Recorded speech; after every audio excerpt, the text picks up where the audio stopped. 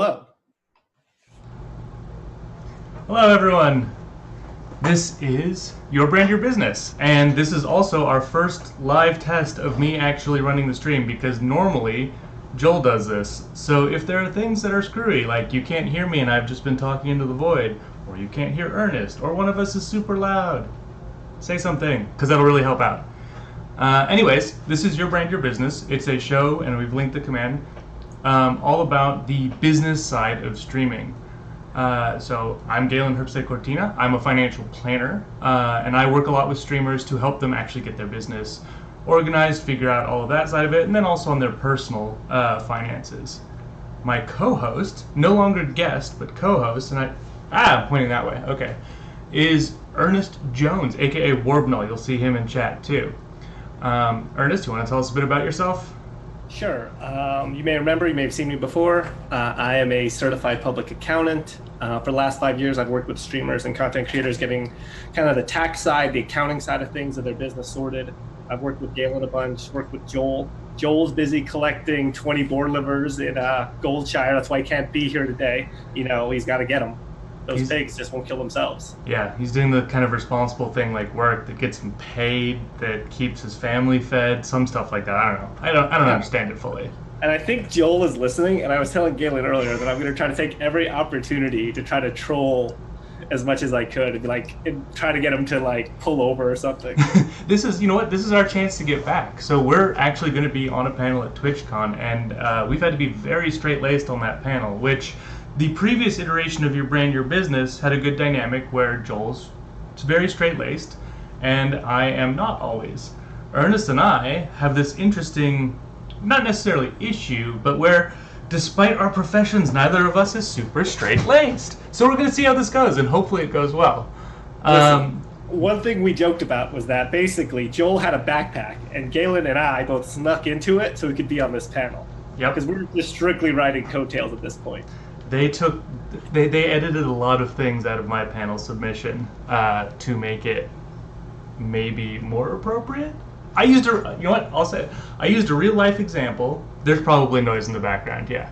I used a real life example of something you shouldn't do when you're planning on your business, which is pick a name that's something that sponsors won't think twice about attaching their brand to.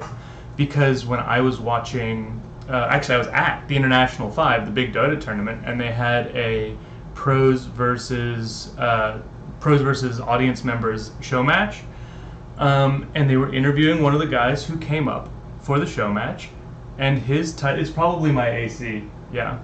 And his handle on Steam was 420 Booty Wizard, and they announced that on just live because they didn't vet it at all, and it was an interesting surprise. Let's just say that. Twitch made me remove my 420 Booty Wizard reference from the show, or from the panel, which is unfortunate because it was a live example. I thought it had extra meat to it. Now the question is, do you think Twitch actually removed it, or do you think Joel Loki was like, Joel removed it and blamed Twitch? Yeah. That is Joel entirely possible. Apples, right? That is entirely possible. Yeah. Who's your main in Dota? Is it Ogre Maggie? It's got to be Ogre Maggie. I'm going to go with it's Ogre Maggie. Don't answer. We're going to move on. Anyways, we're going to be off topic a lot because we are not professional presenters like the people who were on the previous show. We are people who deal with numbers and talk a lot about numbers, and numbers are our friends. So this kind of thing isn't always necessarily our strength. But today, we're going to be talking about reviewing and setting business goals. Business goals are one of the really key things that you can do once you've made the decision that streaming is going to be a business for you. It might not be the entirety of your working life, but even if it's a piece of it, something that you do on the side for some extra income and fun, that kind of thing, goals are really important. And goals are really important because of a couple reasons. They're important because they can help drive you to do more, first of all. But they're also really important because they can help you see progress. I'm thinking about, for instance, myself with my business. I set some goals at the start of the year that when I look at them now, 10 months later, it's like, oh wow, I did way better than those goals. And there are other ones that I didn't hit, of course, but it can be a nice mile marker for you. So at least for me, that's one of the really important pieces of it. And Ernest, if you could talk some about like your angle on why you set goals. Yeah. So the reason Gil and I kind of picked this topic today was because one thing that he and I always kind of talk about is kind of goal setting in general, just for, because we check in with each other. And so he's a madman because he was talking about when he was at E3, right? That he had a goal to meet every single one of his clients. And I was like, there's no way. And he said, no, it was easy. Like I scheduled it all out. It was fine, right? And so, you know, part of it is that you want to have these goals. From my perspective, is you want to, you know, reach some kind of big milestone, right? And so you set this big goal. And so, they're saying there's a mic problem. It went down and then it came back up. I heard it as well. Okay. You might have leaned back or something. I don't know. Yeah. So, apologies. So, one thing we talk about is kind of, you know, what's my goal in 2 years, 3 years from now, right? So you set a kind of a big landmark goal. And then from there is you set smaller goals that kind of are steps along the way. Kind of professionally, I had a goal, you know, within a year. So I graduated college or high school in 2001. And so I had a personal goal to have my license by the end of the decade. And so I was like, well, to do that, I've got to have college done. I've got to have my, you know, 4-year degree by X amount. Then I've got to go get my experience and da-da-da-da-da. And then I've got to pass these parts in this window. And there are these mile markers that you're checking to make sure you hit kind of the bigger goal, right? And those small mile markers helped keep you on track. It wasn't just this giant, oh my god, overwhelming task. It's, wait, there are some things to, like, that I can do in the interim that aren't as nasty, essentially. Yeah, and the key thing, I mean, is that you can kind of course correct as you go, right? It's the, oh man, I'm behind here, so how do I have to adjust? What do I have to sacrifice? What do I have to kind of move along to kind of get where I want to be, both in the short-term goals and the long-term goals? In 2001, I was in 6th grade? Listen, 7th grade? No, stop. 7th grade, 7th grade. Stop. Anyway, but yeah, it's something that, and I mean, I know this is true of you as well. It's something that I work on with my clients because it can be something that for their business is so important to keep them moving forward that they like actually know what they're doing. Because most of us in our businesses, in our personal life, we have things that drive us that are different than what we're doing day to day, right? Yep. We're doing our day-to-day thing to achieve something greater, presumably some goal. So if you put in the time and effort to actually set that up for your business as well, you can help make some of the day-to-day tasks that aren't as fun at least speak to a greater context, which can make your like grinding parts of your job easier. That's certainly true of me. Yeah, so, I mean, hey, someone else, yeah, we have the same wall color. The last time we were on together, someone thought we were in the same room, which we're not. You can't prove that we are. I guess you can't prove that, yeah. Until it gets darker earlier for you, maybe? I guess it's not that late in the day. No, it's not that late. Because kind of one thing is that, I can't speak for you, but for me personally, kind of my own personality, is that there's nothing worse than kind of feeling aimless and not having kind of a direction. So to me, that like I love this topic, kind of talking about it with people, because and you're probably gonna hear some background noise because my AC just kicked up. But with I'll go kill my AC. Okay, so I'll ramble on, and then I'll kill mine afterwards, and then we'll just kind of. Well, no, you're killing the AC for both of us, so we're fine.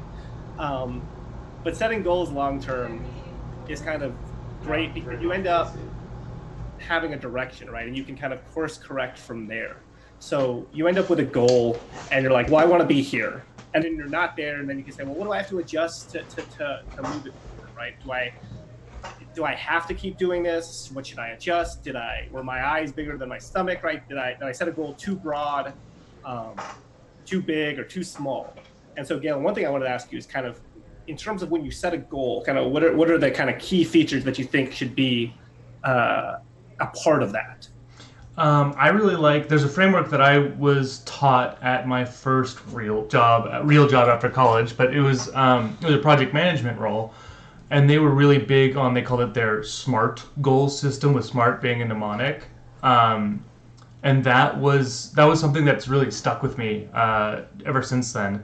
So SMART is, oh, hey, Kat. SMART is a mnemonic where the S, it's Oh God, now I'm trying to do this off the top of my head. It's specific, measurable, Yep. um, Attainable. attainable, and Reasonable? attainable, reasonable, time bound is what I'm There you remembering. go. Got it. We did. Um, High five. but each of those pieces, and here I could just look it up. But each of those pieces really actually makes a pretty big difference. Specific, measurable, achievable, relevant. There we go. Time bound. Relevant is the one. Um, but each of those pieces end up mattering a lot. Specific, I mean, for your goal to actually be something that you have any hope of achieving, you have to know what it actually is. Because I've definitely seen people who are kind of drifting. Their goal is be happy, and like, what does that mean? I want that as well, right? But I don't blame someone for that being something that they want, but it's not something that you can take super concrete steps towards, right? And it's certainly not measurable, which would be that M piece, because like it's an ephemeral feeling. There are even I've had really shitty times in my life, and even during those shitty times I had moments of great happiness, right? It wasn't just this constant thing, so it kind of moves around. Yep. You would hope that happiness is an attainable goal, Yeah, right? well, I mean, like, who knew that we were going to be discussing philosophy. We're math guys, not philosophy. What does happiness mean? Right? You ever watch Mad Men? Oh God, okay. That's my wife is watching Netflix in the other room, so if you hear random sobbing, it's because she's watching the new Queer Eye. But Mad Men was on there as like a historical drama, which seems like a weird categorization. One of my favorite lines from that movie, in kind of talking about the pit of like sadness that we all are as human beings, is the main character says this line, like, "What's happiness?" And it's the moment before you want more happiness. Mm-hmm. Right? So it's a very dark perspective on the human existence, but I think it's accurate. wow. So Galen, just the edgelord. No, it is. We always want more. But one of the things that I actually talk about a lot with planning clients is a discussion of what is enough. Mm-hmm. Because you can always want more, but if you help yourself with the structure of what is enough, when you reach that point, you may reflect back on your goals, and we'll talk more about this later, but and decide that your initial goal wasn't all the way there, or maybe you know new information now that you didn't then, or something like that. But it can be a good stop and reminder, because that happens to me constantly with my business, where I look back on goals that I set that in the day-to-day moving forward of my business and luck and working and that kind of thing, I ended up exceeding, and now I just sort of like keep going and keep trying for more stuff. But when I look back at those goals, I go, oh yeah, I am doing better than I used to be doing. Cool. Like I remember, for instance, right? What? That's motivational. Yes. Right? Oh God, it's super motivational, and it's something that my wife tries and helps me remember and things like that. But I remember I agonized over whether or not to go to PAC South because of the cost. Oh yeah, I remember that. Yeah. And then I went to PAX West, and my hotel cost more than the entire PAX South trip, but I didn't even blink on it because I knew it was going to be a good move, right? It's like, like when I made myself reflect on that, it was like, oh, that's an actual meaningful difference. But I think one thing that can really help with this smart context is talking about some of the like personal and business goals that we've set, just to give it a more concrete framework. So what are some of the, I'd say, like, I don't know, what are like 2 or 3 goals of yours, business and personal, that you actually have written down in some form set in this context? Yeah, sure. So, well, when you and I met, so some background, let me weave a tale of intrigue and history. Galen and I met in person at TwitchCon 2017. I did a Reddit AMA and kind of answered some questions. He DM'd me there. I was like, hey, do you want to meet? Blah, blah, blah. And so we met, had coffee, and kind of one goal I had set for that TwitchCon was that I was going to, network and have 3 conversations with professionals. That's where I met Joel. And so, to me, that was very kind of the SMART acronym, right? It was, I could measure it, it was achievable, it was, I hit all those benchmarks, right? And so that was one goal. And then another goal I had was that, I'm going to talk to a couple of streamers and just kind of, shoot the breeze and just kind of see what's, give them a quick elevator pitch and just try to make some friends, right? And so that's something that I did in terms of professional goals. And that kind of rings true because anytime I attend kind of a conference or gathering, I set those goals so I'm not just aimlessly meandering about the conference space and just like, I should be doing something, right? Like that aimless feeling like I'm just kind of anxious about, what should I be doing, right? A personal goal. So, and this is a failure, is I've wanted to learn Spanish for like multiple years. I was like, and so it's like one of those things I just need to sit down and do, but I keep making excuses for why I don't have time or other things come up, right? And so that's one of the things where, I'm getting to the point where I may not end up doing it, right? But I think it's valuable. It's something I want to do, but it's just not something I got into. What about you, Galen? It's funny that you say Spanish because that was one of the ones at the start of the year that I was going to spend some time learning, and I was very good about for about 2 months, and then got distracted and got off of. But I did actually. So the goal that I had for Spanish actually specifically was my family took a 4 or 5 day trip to my grandfather's hometown in Mexico at the end of September, which I ended up not being able to go to because I was at a conference and just the sort of plane and everything schedule worked up or didn't work out. But I had a goal of being conversationally comfortable in Spanish by that trip. And I have some advantages there. Spanish was my first language as a kid because both of my parents speak it pretty well. My grandfather's from Mexico. So even though I struggled to create it a lot, I have a pretty good ear for it. I also, because my business is, less than a year and a half old, I also had a remarkable amount of free time at the start of the year because I didn't have as much work to be doing. That's changed, fortunately. And I also am pretty good at tools like, oh my God, what the heck? Babbel and stuff like that, like the sort of online learning tools. Those work pretty well for me. So that was one that I've failed on as well, actually, which is really unfortunate because my wife and I are in the near-ish future looking at having kids, and we live in Southern California, so bringing up kids who can speak Spanish would be super useful. So that's one that I've actually not done as well on. On the business side, for the first 2 years, my goal was 1 new ongoing planning client a month. Because that's sort of, for people who have businesses like mine, that is a reasonable average. And it's an average that if you do that, really is good at building long-term revenue.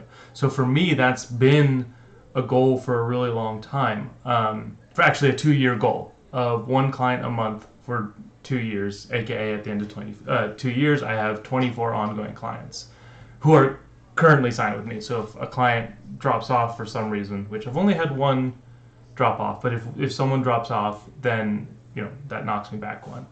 And that one's been really good for me because it's specific, measurable, attainable, very related to my business, and time bound, right? Like I hit all of those things, or relevant to the business, but I hit all of those things with that goal. One other business goal I had is when I was starting out, I had my prices set a lot lower because I just wanted people to work with me. I needed some revenue.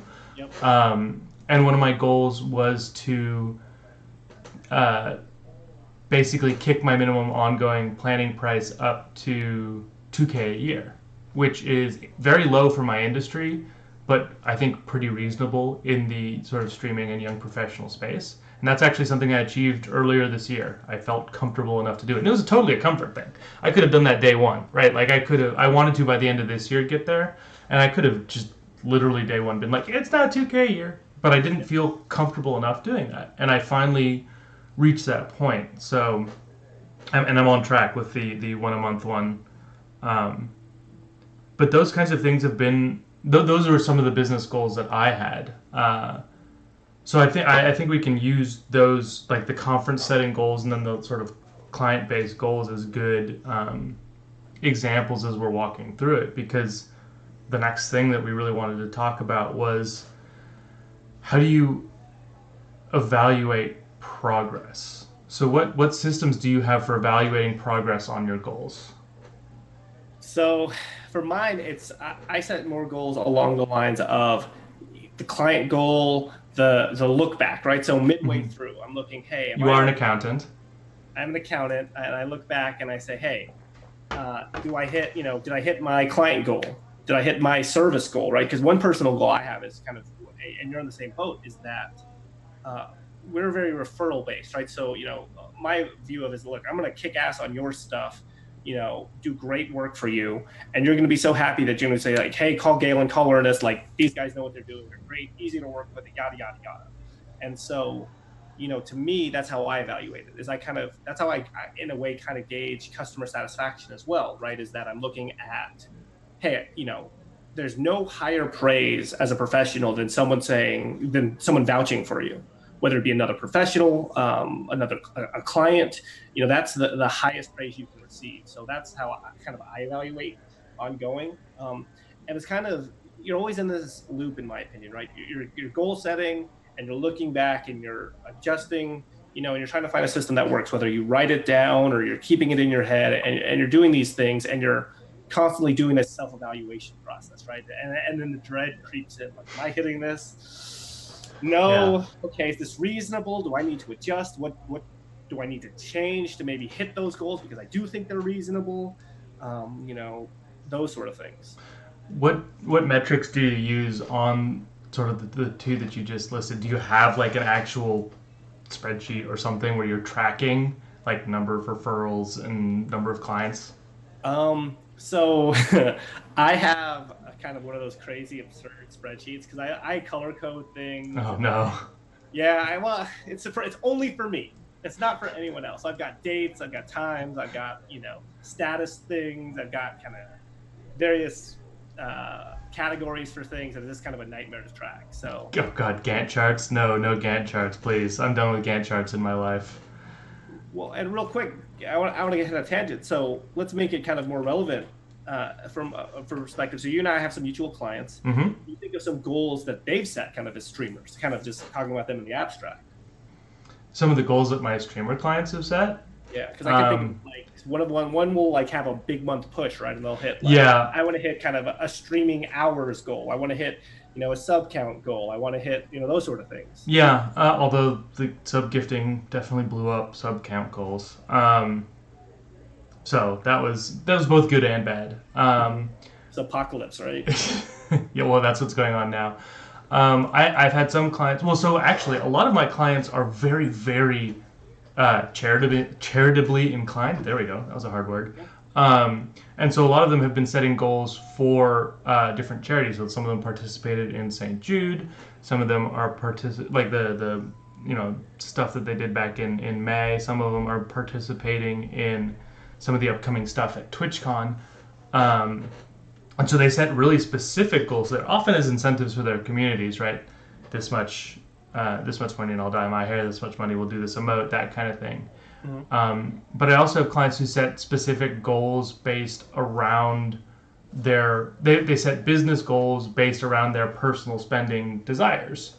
If I get this much revenue and it's usually revenue based. If I get this much revenue from the business, net revenue, I can then get this cool thing that I've been wanting to get. And if I get this much net revenue from the business, I'll start paying this much more towards my student loans. And if I get this much revenue in the business, then I'll start putting some of that in like a Roth IRA or something like that, right? Right. But for those specific markers can really help them like visualize the benefit of putting in extra effort or being a little bit more clever on how they approach things and that kind of stuff, because those are meaningful things. Sometimes it's just buying something nice for you. I mean, I don't have it built out as a specific goal, but I'm slightly shocked that this stream is running on my PC, because that's how shitty my PC is. I bought it 7 years ago for $1,000, and I barely upgraded. You gotta get that thing upgraded because Friday COD's coming out, okay? And you and me are gonna hot drop for 8 hours straight. There's a reason that I stream mostly indie games like Faster Than Light when I do stream, and it's because that's the only thing my computer can run. It took me 5 minutes to open up Hearthstone this morning. Oh no! So I'm slightly surprised that the stream is running. Although I guess it's probably because Stardew I have on the Switch, so. But isn't the wife always on Stardew? She has been off of Stardew lately. She's been oddly on Free Cell on her phone, or not Free Cell, Solitaire. Oh. I've been playing Dead Cells like mad on my Switch. I basically switched all of my gaming over to my Switch because it actually runs well and it's fun. But so I don't have a specific goal around that. But that would be a really... Get out of here, Chris. But that would be a really nice carrot to have if I did want to set a specific revenue goal. Because each new client, for me, like we were just discussing, a new client is worth probably about $2K in revenue a year, net. And so, one new client, $2K in revenue, after tax, that would buy me a really nice gaming PC. Right? Like, so it can be a good drive like that. And it's the same thing that I do with conferences, like we were talking about. I now know that because of a combination of hitting my goal of raising my prices and just getting to know people in general, I know that if I go to a convention and I get one new client out of it, that's paid for my entire trip. Because I guarantee you I'm not paying $2K on these trips, right? I'm not that loaded. So it's those kinds of it's giving those kinds of measurable metrics to things that I'm doing that can really help. One client out of this, get one client out of this, or like you're talking about, meet a couple people. Yep. And sorry, go for it. I was gonna say a key thing is having the goal actually be attainable, right? Because we've kind of talked around it, right? You set this giant goal. I'm gonna network with 20 professionals. I'm gonna sign up 50 streamers, and this is going to happen, right? And you end up at the end of it, you talk to maybe 3, and it's not even reasonable for an actual conference, right? You can't have any kind of meaningful discussion with a person there, right? You're not going to make you're just going to be that guy who swung a card at somebody, right? Oh, God, yeah. Just the people who are trying to just do the make it rain with their cards that no one ever picks up. Yeah. No one's going to remember you. So that's kind of key, right? Is that it's attainable, right? Because then the other cycle is like kind of with the Spanish thing, right? I constantly make excuses about it. Like, man, I should have really, if I only learned like some of it as a kid, then, it's that much easier to pick it back up. And now, I'm at an age where like they do these studies. Not as malleable. Yeah, exactly. And so you make these excuses for yourself. And so you just got to get it into this bite-sized chunk where you can start kind of moving it forward. Yep. Is my number one, if anyone listening, that's my number one takeaway for you here, is that if you're going to set goals, which I highly advise, make it something small and obtainable and not unreasonably so, right? My goal is to walk 500 steps a day. Unless you're bedridden, I think you're going to kind of hit that, right? To the fridge and bathroom and back should be enough. And back to your desk should be enough to hit that step marker. Yeah. Yeah, exactly. Mine's 10,000 a day. I've been very good about that. Nice. Good for you.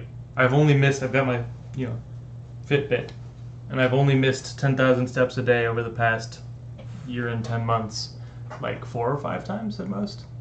Well, see, he's just a legend. That's the other takeaway you should have. Is Galen just a legend? My wife doesn't like it because sometimes that means I'm like pacing around our hotel room at 11 when she's trying to sleep. But, Are you trying to dig a trough through your steps? I'm trying to get the steps. If we flew all day or something like that, I don't have the steps. But no, and sort of the thing that we were starting to move on to, the evaluation and course correction piece.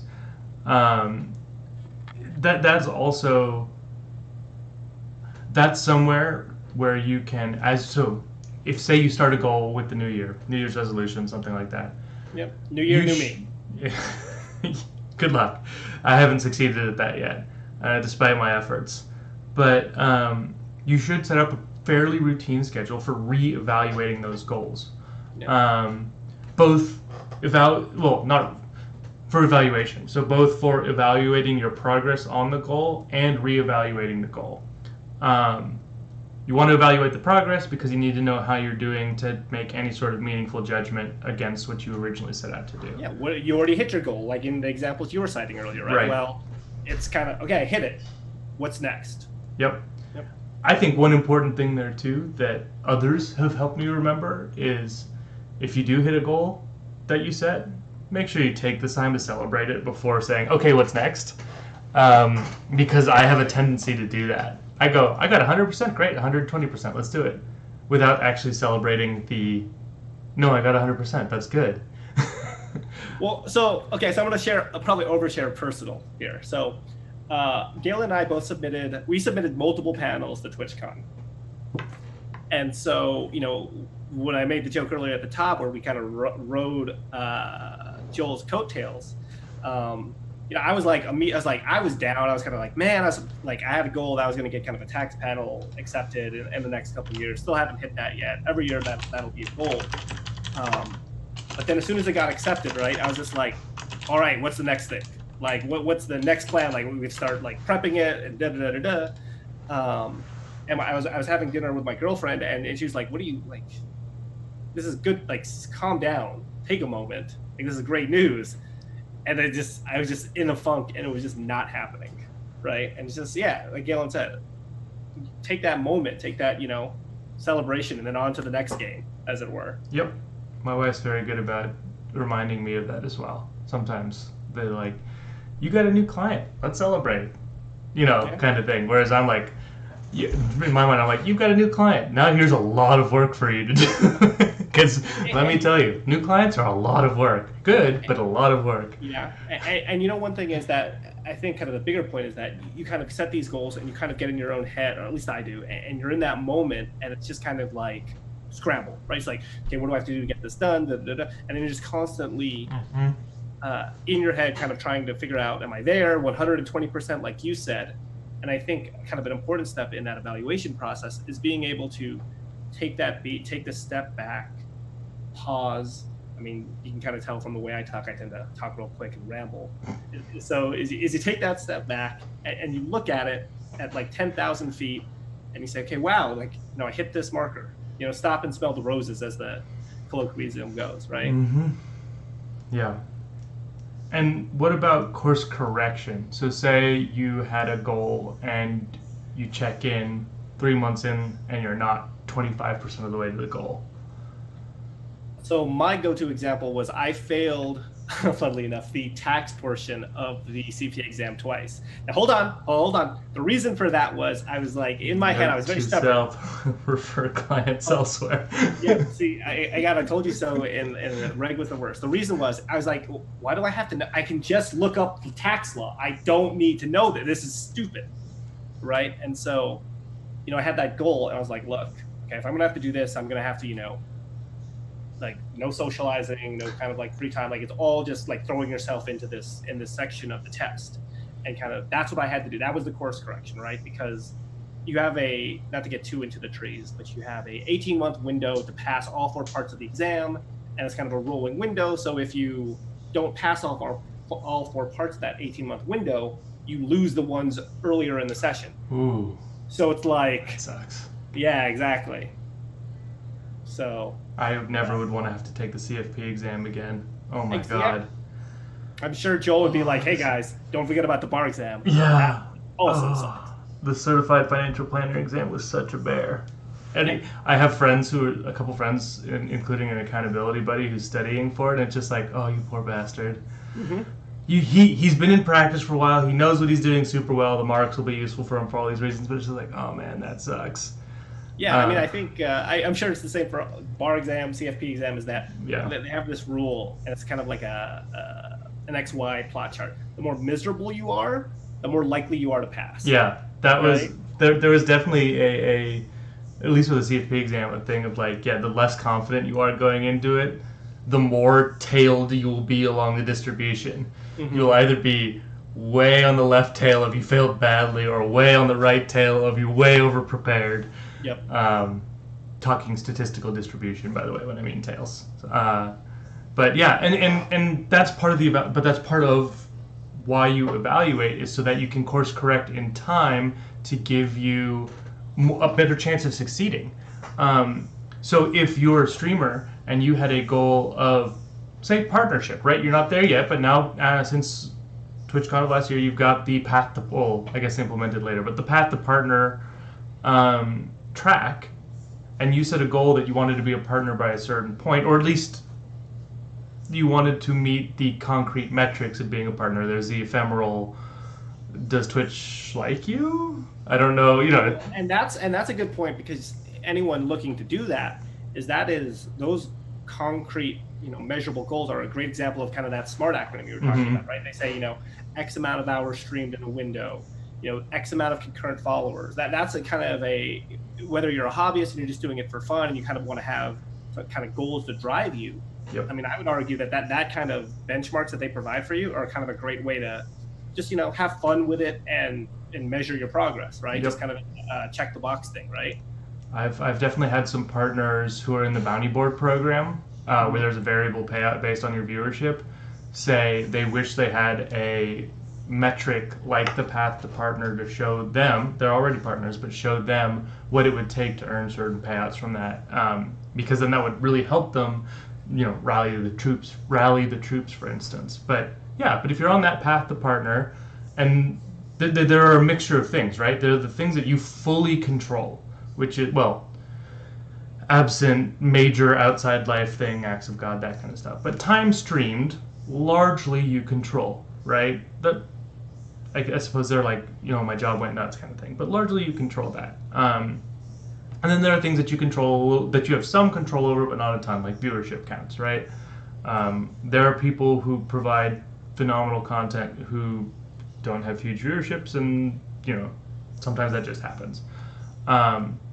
But when you're doing your evaluation and looking at course corrections, it's also, I think, really important to acknowledge those kinds of things, because if it's something that you don't have full control over, maybe you can break it down even further and find, are there pieces that you actually can control, or are there pieces where you could bring in help if it's something that you just don't have control over for some reason. And then for the other stuff where you do have control over it but maybe aren't hitting it, you can look at, why am I not hitting it? What's in my way? There might be something that you didn't even realize was in your way that you value less than you do achieving the goal.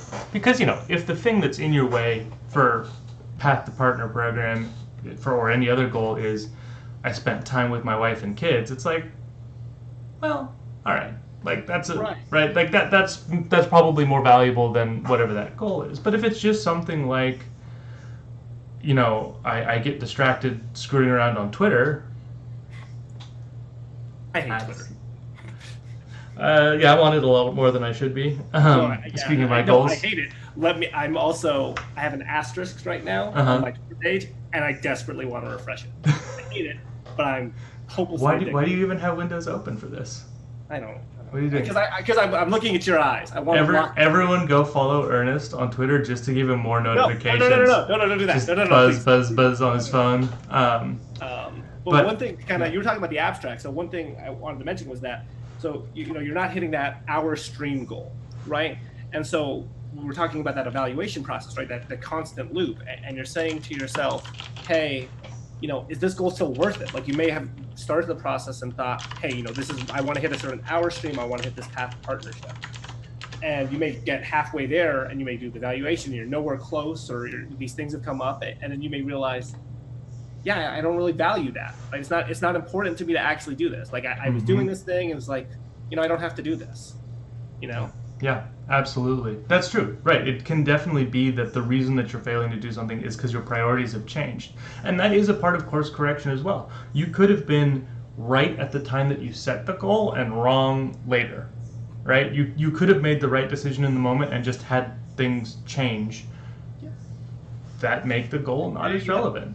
Making it back to philosophy, right? We are constantly changing and evolving as people, hopefully. Which is why you reevaluate. But that's also true in business, right? Like, it totally could be a thing for your streaming business where you had a whole set of goals that you were certain of when you started making your goals, and that now aren't as relevant to you for a whole host of reasons. It could be that you were targeting a specific revenue number because that would let you do something that you no longer value or that you have other routes of attaining. It could be that you like had a sub goal, but instead you got some sponsorships and that made up the same revenue that you were trying for, right?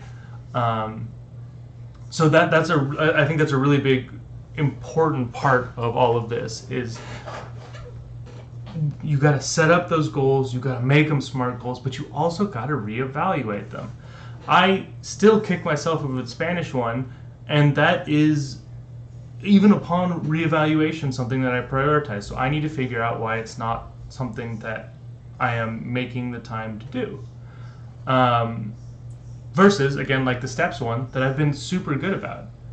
And maybe it's because the steps one is a daily goal and the Spanish one isn't. And I know how time bound that steps one is, right? Yeah. I have to do it by 11 p.m. Pacific time, because there have been times where I'm on the East Coast where I hit it at 2 a.m. because I'm walking to a bar, but that's still before midnight. Hold on. What? Why is it not midnight? It's midnight Pacific. But you said 11. Oh, I'm sorry. I heard 11 p.m. I was about to say, what? Yeah. Okay. Midnight. That's the timer on my Fitbit. I don't. Maybe I control that. I don't know if I control what time window Fitbit's calling a day, but it's calling midnight to midnight. Tips, please at Chigginators on Twitter. Yeah, whoever Chigginators is, go at them. Oh wait, no, it's not that. Oh no, I messed up. We'll get that later. But yeah, so this is. I mean, we've been talking a lot about our structures and our systems and our own personal goals, but it really is because this is something that we both, as professionals working on the business side of streaming, find as extremely important and extremely underutilized. Like extremely underutilized. My clients who have seen the most success, and my clients who've seen the most success above what you would expect from seeing a lot of their publicly available metrics, are the ones who are super goal driven. Yep. I mean, Loco, if she's still here, right? Like, she's someone who kicks ass and does like 30 different things at once, but she's really good about outlining what it is that she wants and then take steps to get it. It's like this miracle formula, right? I figured out what I want. I took steps to do it. All praise be to her, because I look at some of the things she sets, and it's just like, I'm just exhausted. She knows how to stretch time. Yeah, exactly. There's a couple of, she's on the Deep Space Nine 26-hour-a-day clock, right? Okay, see, so how deep are you into your rewatch tangent? I am halfway through the last season, and it's not a rewatch; it's a first watch. Oh, really? You've never seen it all? No. Okay. I like that you announced tangent. Hold on, we need to address Star Trek. We can come back. Yeah, we can come back. Listen, I'm very kind of formulaic in the way I talk. But yeah, it's so yeah, I am somewhere around halfway into the last season. Nice. Yeah. Okay, so I think we have one more topic we wanted to hit. So we talked about kind of evaluation. We talked about kind of abstract goals. We talked about kind of evaluating if you are on track for it. So then the next step is kind of where you are in your reference. Kind of we keep going to it as an example is, okay, you've hit the goal. So then what do? You take that moment to celebrate, take that step back, and then you kind of set the next goal, right? Because you have this big, broad goal, like I want to be a partner, right? And we talked about shrinking it down to bite-sized chunks. So I want to hit a certain streamer hour requirement. I want to hit all these things. So then you prioritize and you organize and you kind of set the smaller goals to hit the bigger goals. So, one thing I've got is this TwitchCon is that, well, listen, so I've told the story multiple times. Do it. So Galen and I, at the end of it, like we both kind of like each other professionally, like we're buddies now. And so at the end of the coffee thing is our goal was to get into some of the Twitch parties and not have to just crash. Right, because that had it sounds kind of silly, but what it means is kind of, you kind of are a professional resource in the area. Ernest right? is looking to be someone's +1 for the partner party, is what he's saying. Well, hold on. As well as Galen. Don't just kind of throw me out on an island. But the point of it is, it's kind of a professional goal to say, look, you've become a known, reliable, valuable resource in the community through kind of giving back and kind of working with people. I mean, we do this show to kind of help and kind of, give back, I would say, right, Galen? It's not earning me any money. I mean, yeah, it's true.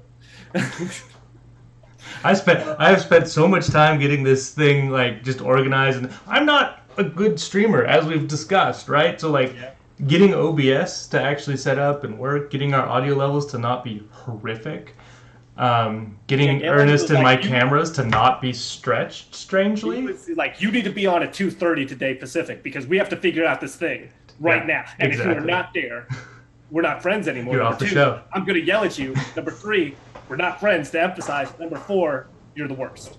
So that's about right. That's what he told me. So your TwitchCon story. Oh, is that we want to get into the parties. That's the story. Is that then we set this goal, and it's kind of this, we set the next goal. So we had kind of similar, I would say, Galen was on a fantastic panel in 2017. I think Hunter was on it. Yep. Joel was on it. Yep. And I can't remember everyone. I think Stella was on it. Mm-hmm. It was it was a good panel. I kind of was there to bug Galen and show support. And so, with similar goals, and then it's on to the next thing, right? Because I think one thing that he and I are always going to try to do is always try to attend TwitchCon. Yeah. And who knows what the future will be, but, so it's always setting, goals kind of broad, like that's kind of a landmark date for me professionally. I can't speak for you, but it's, okay, where am I at come TwitchCon 2018? Where am I at come TwitchCon 2019, et cetera, et cetera. I have a whole bunch of metrics written down in Evernote of different stats about some of the things that I was doing as of TwitchCon last year, both to observe a potential theoretical post-TwitchCon bump as well as to compare to this year. Yeah, see? Yeah, Galen is much better about basically everything than I. So, yeah, he makes faces, but it's true. All right, so I think, unless you had anything to add, we were going to tease next week? Sure, tease away. Okay. They're waiting for it. Hold on, let me look at my phone here. Let me see if I have a text message. I do not. So we're going to try to have a guest next week. Should be a really good guest, I hope. We're going to kind of talk to him about, his own goal setting, his journey on Twitch, kind of the whole thing, and kind of move that process forward. And so that's kind of the goal for next week. So you don't just have to listen to us prattle on and go on tangents and just be kind of ridiculous and silly and talk about the Wumpus. I did not realize that he managed to balance the calculator on top of its head. That is... He couldn't hold it. I tried to get Wumpus to hold the calculator, and its arms were too stubby. Yep. It was sad. I cannot confirm that it's Brad Pitt, but I also cannot not confirm that it's Brad Pitt. The noted streamer and goal setter. I mean, what was the last movie Brad Pitt did? I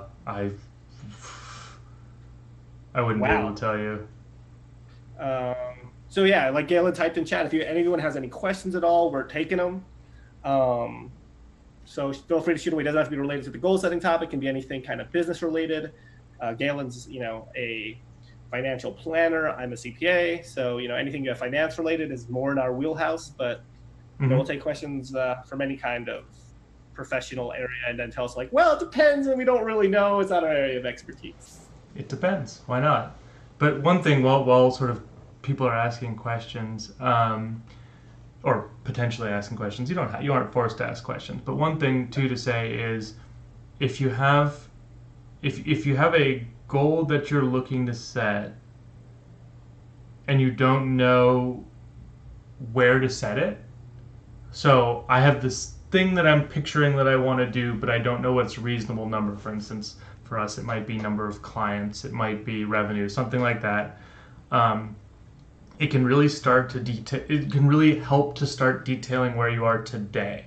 So one of the major exercises that I go through with clients, and I see a question come in, but one of the major exercises that I go through with clients is a cash flow projection based off of their stats. And those are that's a really good place to see where you are today and a good chance of where you are in the future, because then you can look at that number and go, is it enough? Like we were saying before, right? And if not, then I'll you can pause you start. there Mm-hmm. because I think I have a question from chat that's perfect for Oh. you in this general topic.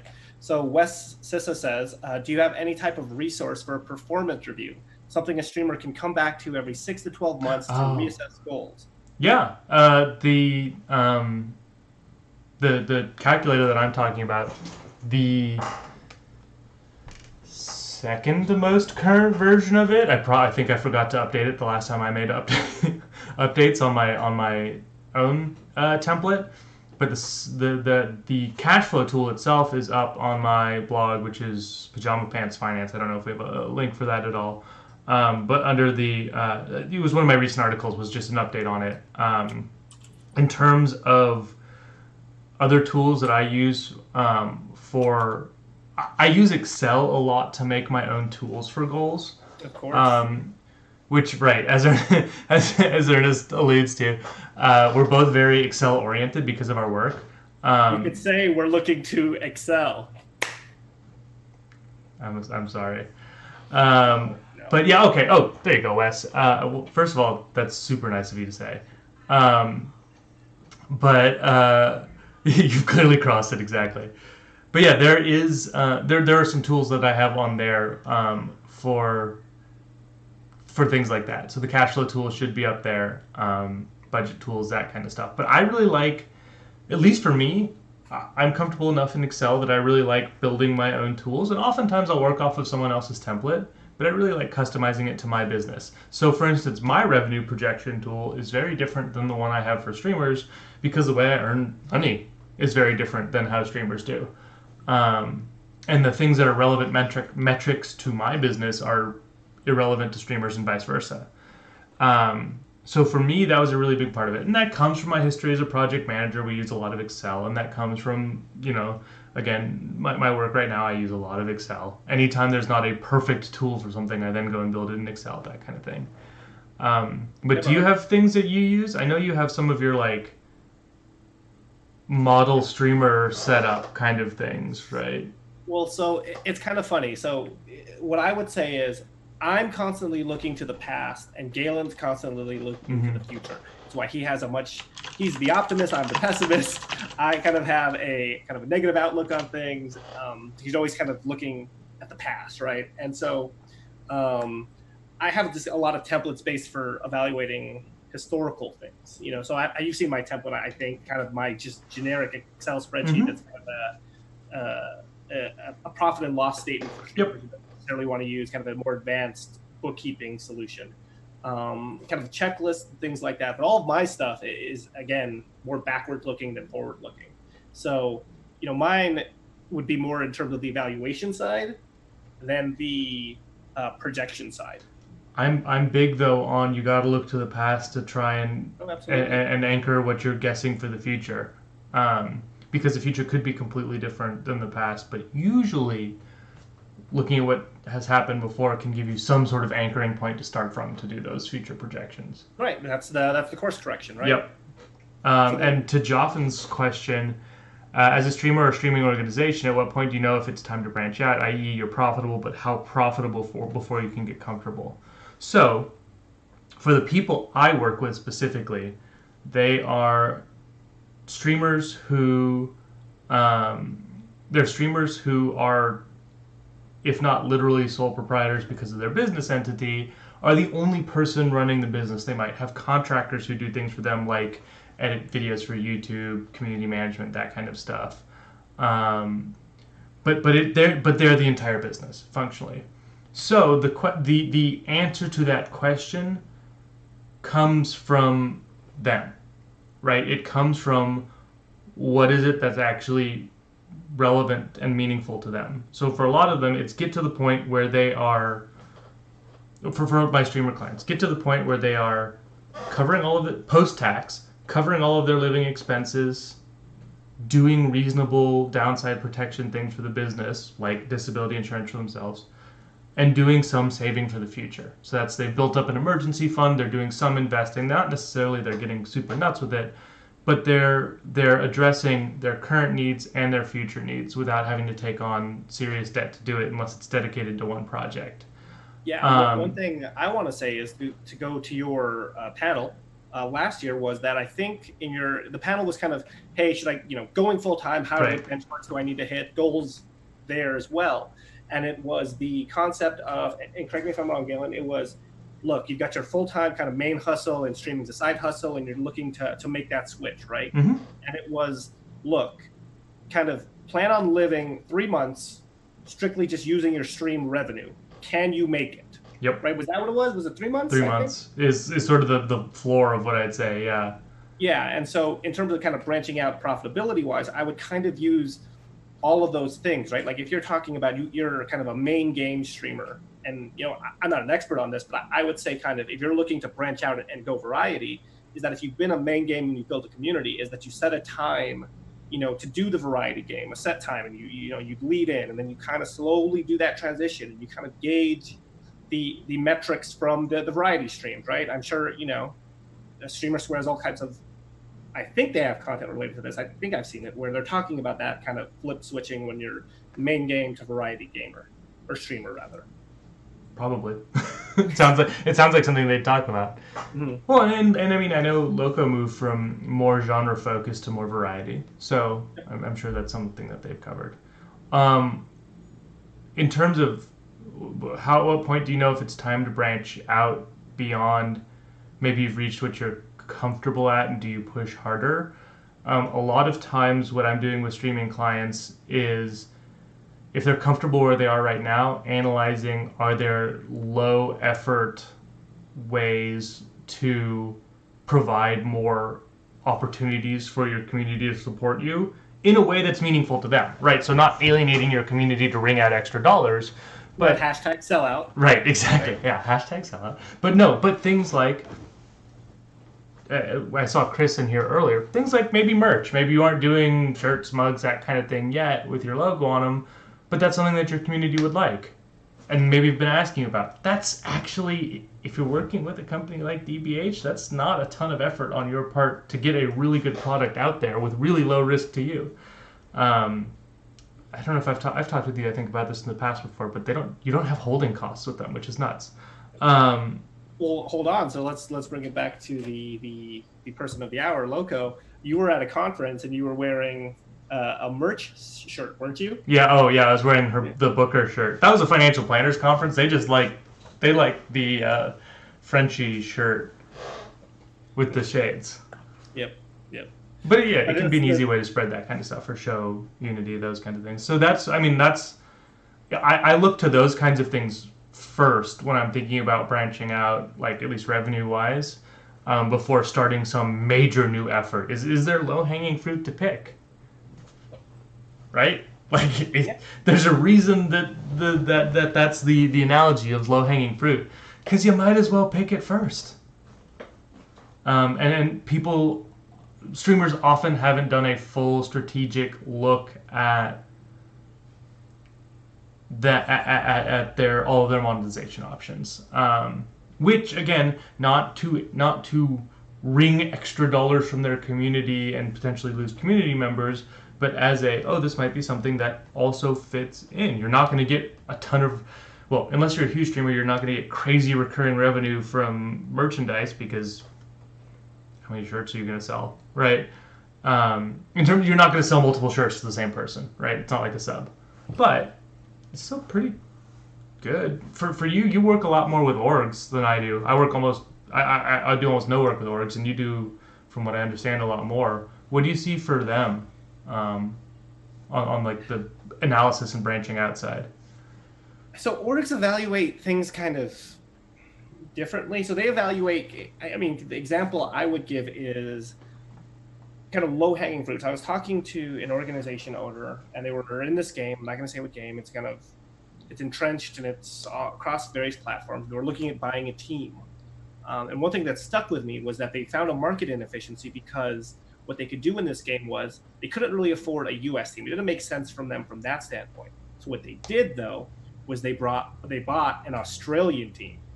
So what it allowed them to do was it allowed them to branch out from a kind of a branding standpoint. Like, hey, we're this org and we're in this this game now, and the cost, they signed I think a 1-year contract with a 2nd-year option, and it allowed them to kind of establish a presence in that game, be profitable at kind of a low risk, because there was this big inefficiency because of how kind of teams filtered up to majors and things like that, and major playoff situations because of the region they bought into. And that's one thing, that made a lot of sense. Yeah, that's interesting too, in terms of like the international has region-based things, and there are regions where if you could get a team running there and make it to something like that is a very positive feedback loop for you if you did the analysis on what would be potentially a slightly easier way to do it. Huh. All right. Yeah. I don't see other questions, so my last one for you before we close out is what's a goal for you for this coming TwitchCon, since we're less than 3 weeks away, 18 days away? Not get banned. Banned? On a panel. Well, hold on. So we're on a panel, you and I gotta keep the quote-unquote shit posting to a minimum. Yeah.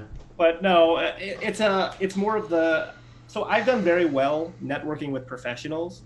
The problem with TwitchCon that I've found is that it's very fan-driven, as it should be, but it's very tough to get with kind of people who could use my services and kind of have meaningful discussions, because I always feel a little strange interacting with them, because it's like, hey, I'm a big fan, then me coming up like, hello, so I'm a CPA and I do taxes. It's that kind of hard transition that makes it tough. Hi, talk to me about your money. Yeah, right. That one. Exactly. Like, hello, give me your social security number, address, and your last tax return. Yeah. So my goal this time is, and I haven't set the number yet, but is to talk to a few people kind of away from the professional side. Not to say that I'm not setting that goal, but it's more of a focus on that side. Yeah. So same question to you then. What is a goal you have upcoming for TwitchCon, and what's the goal tonight? Tonight it's doing a full review on the TwitchCon panel slides, since they're due. And then I'm doing a first-time homebuyer seminar tomorrow night with some local other professionals, and I need to actually build out that presentation. I've got the outline, so I've got to do those two tonight, which is going to be a blast. I hate making slide decks. Yeah, gonna be a blast. Yeah. On the TwitchCon side, one goal that I'm in the middle of implementing is, so first I wanted to do a client appreciation event, since that's the only time that all of my streamer clients are going to be in one spot, basically. It ended up being there were too many other events going on that were way more important for my clients to go to. Discord party, that kind of thing. Twitch dev stuff. So now what I want to do is schedule a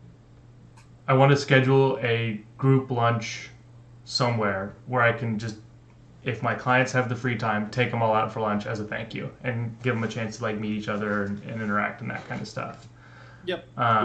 We're cool dudes. We don't just need to talk about finances and whatever. I was talking to a client. I was like, look, I just want to do your taxes. I don't care about all the extemporaneous drama and stuff. Let me give you the elevator pitch. You're not interested? Cool. You want to get a drink? You want to get coffee? Let's just hang out. And right. That's kind of my approach. Yeah. I mean, and it's how people come to know you and work with you. I mean, when I was the last conference that I was at was for the network that I'm a part of, the XY Planning Network, which is a financial planner network that focuses on clients in Gen X, Gen Y, which is a really underserved market. But anyways, I was at one of their after parties where this is a tradition going back several years now, where it's a party for younger planners. So they just rent a hospitality suite and fill up the bathtubs with beer and ice, and you go hang out. I had one of their new hires come up to me and say, "Hey, I'm Lindsay, I think it was. Lindsay, I just wanted to come say hi to you. I just got hired by the compliance team, and I've been meaning to talk with you." And I went, "Why does compliance need to talk with me?" That sounds terrifying. But what it was is that someone had mentioned to her that I work with streamers, and she thought that was really cool, and it wasn't a world she knew much about, so she just wanted to ask me some questions on it. But like you're saying, the "hi, I do taxes" thing, right? There are a lot of streamers where you say taxes and they You freeze up. like I did on the compliance thing. Seriously, if you every Sunday I get an email of the compliance tasks I have to do this coming week, and every time I get it, I go, Yeah. So, anyways, that is all we had for today. So I really want to say thank you to everyone for tuning in to the revitalization, the reawakening of Your Brand, Your Business. We are, as Ernest hinted at, going to have an awesome guest next week, which means that I need to completely redo all of the scenes that we have so that we can have 3 people on it. But we're really looking forward to it. It's going to be Tuesday next week, so it's not going to be after the stream scene. The reason it's going to be Tuesday is because the 15th is the U.S. tax extension filing deadline, which means Ernest will be a dead man. So we thought that that would be a bad context in which to make him then do a live show. So again, It'll be a really interesting live show. Yeah, right. So I'm Galen Herbstick Cortina. You can find my blog is Buff Your Finance. My business is Buff Your Finances. My blog is Pajama Pants Finance, where I talk almost every week about finance stuff for streamers. And on Twitter, I'm at Galen HDEC. So Galen HDEC. Ernest, take it away. I'm Ernest Jones. I'm a CPA. I kind of focus on taxes. You can find me on Twitter at WARBMULL, Warbnull. I'll type it in the chat. Oh, Galen so kindly did that. I'm just keeping the seat warm for Joel until he's able to make his triumphant return. Because big shouts to him. He's kind of him and Galen are the ones that initially got this all set up and going. A quick shout to my boy Shark. We're gonna go do a Mythic Plus tonight. We're gonna go try to get him a dagger or something. I don't know. Hopefully he gets his work laid and he can climb the ranks of our Demon Hunter ranks and maybe get to a hot 6. I can't play WoW anymore. I get too into it, and I stop doing other things, and I want to keep doing other things, so I can't play WoW. I just lurk on the subreddit and feel wistful. All right. Anyways, we appreciate you guys taking the time tonight, and we will talk with you next week. Bye. Bye, guys.